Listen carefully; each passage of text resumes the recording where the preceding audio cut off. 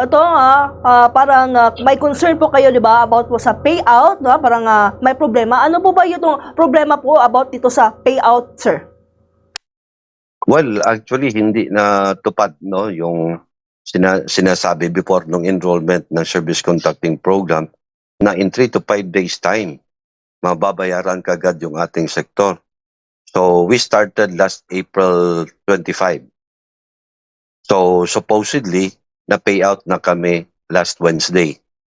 But unfortunately hanggang ngayon wala pang nada-download na payout sa amin. And you could imagine kung magkano yung capital namin sa crudo bawat araw.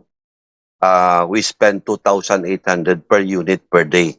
And you multiply that for 7 days, yun na yung capital. Kasi hindi po pwede namin utangin sa gasoline station yung gasolina or crudo.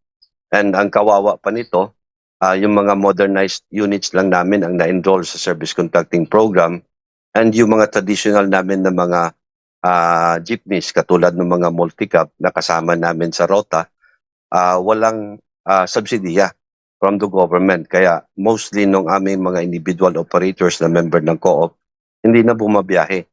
So nagkakaroon ng shortage.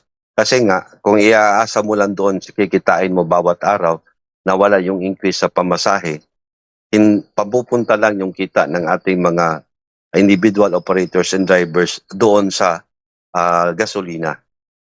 So hopefully na kung dumating yung additional budget ng service contracting program, maisama yung ating mga kasamahan na may mga traditional pa na units. Kasi po sila din po ay naghahanap buhay.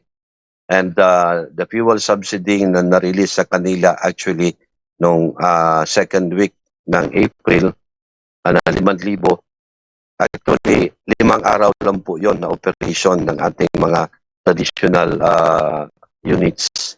So medyo hirap ang ating mga kasamahan sa sektor ng transportasyon na hindi nakasama sa programa ng service contracting.